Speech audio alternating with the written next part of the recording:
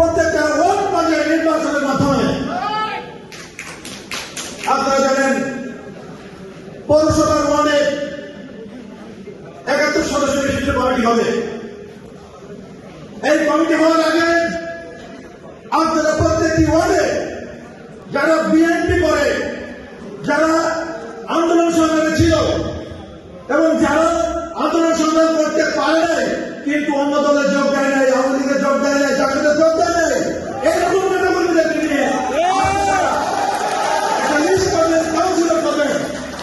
কিন্তু আপনারা সতর্ক থাকবেন, ওই দুষ্টমে যারা নিজেদের রং পাল্টিয়ে যারা আওয়ামী লীগে যোগ দিয়েছিল অথবা জাতীয় যোগ দিয়েছিল এইরকম কোন নেতাকর্মী যেন ওই লিস্ট না পায়।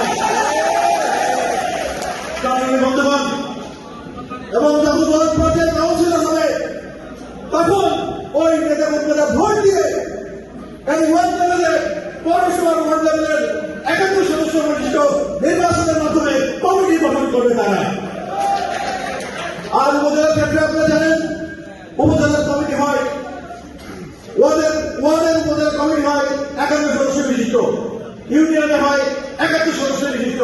ঠিক একই প্রক্রিয়ায় আপনারা উপজেলার ওয়ার্ড লেভেলে ভোটার লিস্ট তৈরি করবেন এবং ঠিক একই প্রক্রিয়ায় আপনারা সেখানেও নির্বাচনের মাধ্যমে এই ওয়ার্ড লেভেলে ৫১ সদস্য বিশিষ্ট কমিটি গঠন করবেন। এরপরে আপনারা ইউনিয়ন লেভেলে ওই জেলার প্রত্যেকটা ইউনিয়নে আমরা জানি প্রত্যেকটা ইউনিয়নে ৯টা করে ওয়ার্ড আছে। এই ওয়ার্ডে ৫১ × ৯ যখন আপনারা ইউনিয়নে সম্মেলন করবেন, কাউন্সিল করবেন, তখন এই ৫১ × ৯ এই সকল সদস্যরা ডাইরেক্ট ভোট দিয়ে ইউনিয়নের ৭১ সদস্য বিশিষ্ট কমিটি গঠন করবে এবং এই ধারাবাহিকতায় আপনারা উপজেলায় ১০১ সদস্য বিশিষ্ট কমিটি গঠন করবেন। আমরা আপনাদেরকে বলতে চাই, বিভিন্ন সময়ে আপনারা আমাদের সাথে যোগাযোগ করেছেন।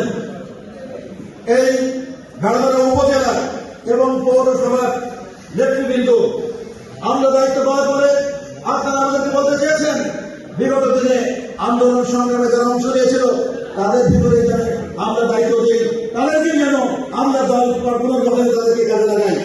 আমাদের সেই কথা মনে আছে। আমরা আপনাদের হৃদয় স্পন্দন আমি বলেছি, আমরা জানি আপনারা কি বলতে চান। তাই সেই জন্যই কিন্তু আজকে এই সভায় এই মিরপুর ভাড়ামারার কোন নেতৃবৃন্দের বক্তব্য আমরা রাখি নাই, কারণ আমরা শুনেছি, আমরা জানি আপনারা কি বলতে চান। তাই আমাদের এখন দায়িত্ব বাধ্যগত আমরা আপনাদের সেই হৃদয় স্পন্দনের অভিব্যক্তি সেখানে ফুটিয়ে দেবো ইনশাআল্লাহ।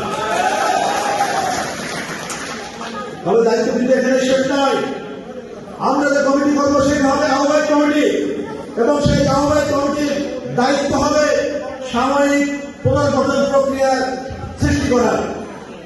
কারণ আমরা যদি উপজেলার ৩১ সদস্য বিশিষ্ট কমিটি করি, সেই ৩১ সদস্য বিশিষ্ট কমিটিকে কয়েক ভাগে ভাগ করে তাদেরকে বিভিন্ন ইউনিয়নের দায়িত্ব দেব এবং পৌরসভার যে কমিটি হবে তাদেরকেও বিভিন্ন ভাগে ভাগ করে পৌরসভার বিভিন্ন ওয়ার্ডকে পুনর্গঠনের দায়িত্ব দেওয়া হবে। কিন্তু আসল দায়িত্ব কিন্তু আপনাদের হাতে থেকে যাবে। আমি বলেছি মূল কমিটি যখন গঠন হবে তখন সরাসরি ভোটের মাধ্যমে কমিটি গঠন হবে। আজকে যেভাবে আপনারা আমাদের কাছে গিয়েছেন, আপনারা বলেছেন যারা আন্দোলন সংগ্রামে ছিল তাদেরকে দায়িত্ব দেওয়ার, ঠিক একইভাবে আমি আপনাদের কাছে আমাদের রাখতে চাই। আপনারা যখন ভোট দিবেন তখন আপনারা খেয়াল রাখবেন যারা আন্দোলন সংগ্রামে আপনাদের পাশে ছিল, যারা আওয়ামী লীগে যোগ দেন নাই, যারা জাতীয় সাথে মিশে নাই, তাদেরকে আপনারা ভোট দিয়ে আপনাদেরকে নির্বাচন করবেন।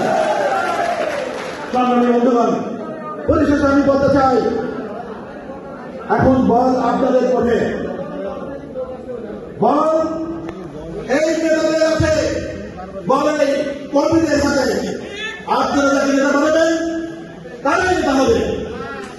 আপনারা যদি চান ভালো মানুষ আসবে তাহলে ভালো মানুষ আসবে। আর আপনারা যদি চান ওই দালালদেরকে নেতা বানাতে তাহলে ওই দালালরা নেতা হবে, আমাদের কিছু বলার থাকবে না। তখন বন্ধুগণ, পরিশেষে আমি বলতে চাই আমরা যদি সঠিক প্রক্রিয়া অনুসরণ করি তাহলে আমাদের দল ঐক্যবদ্ধ হবে। আমি দায়িত্ব পালন করে দেখেছি আমাদের সাধারণ কর্মীদের মধ্যে গ্রাসরুটে কোনো বিভেদ বিভক্তি নাই। তারা চায় দল ঐক্যবদ্ধ করতে, কিন্তু পার্থক্য যদি থেকে থাকে সেটা নেতাদের মধ্যে আছে এবং নেতা নির্বাচনের প্রক্রিয়ার মধ্যে আছে।